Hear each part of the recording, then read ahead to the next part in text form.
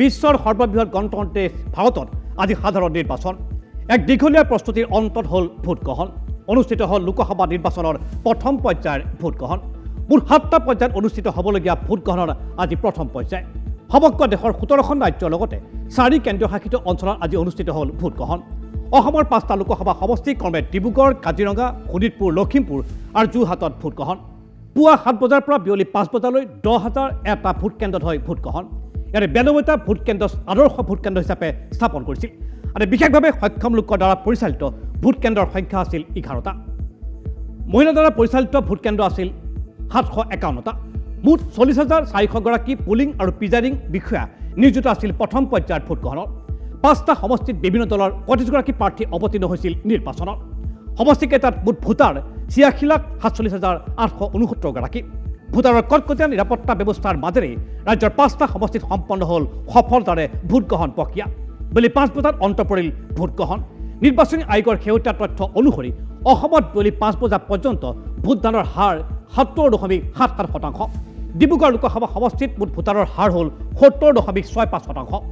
ডিব্ৰুগড় সমষ্টিৰ অন্তৰ্গত মাৰ্ঘেৰিটাত 71.08 ডিগবৈত 68.73 মাকুমত 69.52 আৰু তিনিচুকীয়াত 74.29% চাবুৱা লাহোৰত 74.80% ডিব্ৰুগড়ত 71.50% খোৱাঙত 71.10 দুলীয়াজানত 69.10% টিংখাঙত 72.50% আৰু নাহৰকটীয়াত 68.20% ভোটদান সম্পন্ন হৈছে যোৰহাট লোকসভা সমষ্টিত ভোট হয় 74.20% টিয়কত 74.09% যোৰহাটত 73.39% তিতাবৰত 74.04% মৰিয়নিত 72.63% ভোটগ্ৰহণ সম্পন্ন হৈছে কাজিৰঙা লোকসভা সমষ্টিত বিয়লি 5 বজা পৰ্যন্ত ভোটদানৰ হাৰ হ'ল 88.09% কাজিৰঙাৰ গোলাঘাটত ভোটদান হাৰ হ'ল 64.03% আনহাতে খুমটাইত ভোটদানৰ হাৰ হ'ল 72.04% দেৰগাঁৱত ভোটদানৰ হাৰ হ'ল 67.02% আৰু শোণিতপুৰ লোকসভা সমষ্টিত ভোটদান সম্পন্ন হয় 69.84% শোণিতপুৰৰ বিশ্বনাথ চাৰিআলিৰ 65.5% বিহালীৰ 51.8% লখিমপুৰৰ সৰ্বমুঠ ভোটদানৰ হাৰ হ'ল 68.34% লখিমপুৰ লোকসভা সমষ্টিৰ অন্তৰ্গত ধেমাজিত 60.11% চিচি বৰগাঁৱত 60.96% ভোটদান সম্পন্ন হৈছে উল্লেখযোগ্য যে কাজিৰঙা লোকসভা সমষ্টিত আছে 2,375টা ভোটগ্ৰহণ কেন্দ্ৰ শোণিতপুৰ লোকসভা সমষ্টিৰ বাবে 1,887টা ভোট কেন্দ্ৰত অনুষ্ঠিত হ'ল ভোটগ্ৰহণ লখিমপুৰ সমষ্টিৰ বাবে 1,775টা কেন্দ্ৰত অনুষ্ঠিত হ'ল আজি ভোটগ্ৰহণ ডিব্ৰুগড় লোকসভা সমষ্টিৰ বাবে 1,923টা কেন্দ্ৰত অনুষ্ঠিত হ'ল ভোটগ্ৰহণ তাৰোপৰি 2,028টা ভোট কেন্দ্ৰ আছিল যোৰহাট সমষ্টিৰ বাবে প্ৰথম পৰ্যায়ৰ নিৰ্বাচনী প্ৰক্ৰিয়াত অৱতীৰ্ণ হয় ৰাজ্যৰ কেইবাগৰাকীও হাই প্ৰফাইল প্ৰাৰ্থী বিশেষকৈ যোৰহাট আৰু ডিব্ৰুগড় সমষ্টিত দৃষ্টি নিবৰ্তিত হৈছে সমগ্ৰ ৰাজ্যবাসী ডিব্ৰুগড় সমষ্টিৰ বাবে নিৰ্বাচনত অৱতীৰ্ণ হৈছে বিজেপিৰ প্ৰাৰ্থী তথা ৰাজ্যখনৰ প্ৰাক্তন মুখ্যমন্ত্ৰী আৰু বৰ্তমানৰ কেন্দ্ৰীয় মন্ত্ৰী সৰ্বানন্দ সোণোৱাল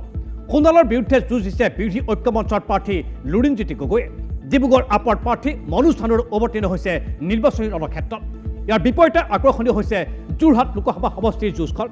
বিজেপিৰ প্ৰাৰ্থী তথা বৰ্তমানৰ সাংসদ তপন গগৈৰ বিৰুদ্ধে তীব্ৰ যুঁজ অৱতীৰ্ণ হৈছে কংগ্ৰেছৰ প্ৰাৰ্থী গৌৰৱ গগৈ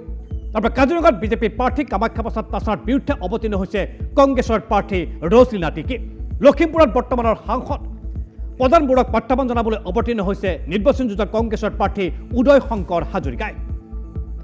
ইফালে শোণিতপুৰ সমষ্টিৰ সমূহ সমৰত বিজেপিৰ ৰঞ্জিত দত্ত আৰু কংগ্ৰেছৰ প্ৰেমলাল গঞ্জু আনহাতে আপৰ প্ৰাৰ্থী ঋষিৰাজ কন্দল আৰু এইদৰেই এক শান্তিপ্ৰিয় পৰিৱেশৰ মাজত জনতাই আজি হিলদল ভাঙি নিজৰ গণতান্ত্ৰিক অধিকাৰ সাব্যস্ত কৰিলে 5টা লোকসভা সমষ্টিত আগন্তুক 5টা বছৰৰ বাবে লোকসভালৈ 5 গৰাকী যোগ্য ব্যক্তিক নিৰ্বাচিত কৰিবলৈ আজি তৎপৰ হৈ পৰিল এই 5টা লোকসভা সমষ্টিৰ ভোটাৰসকল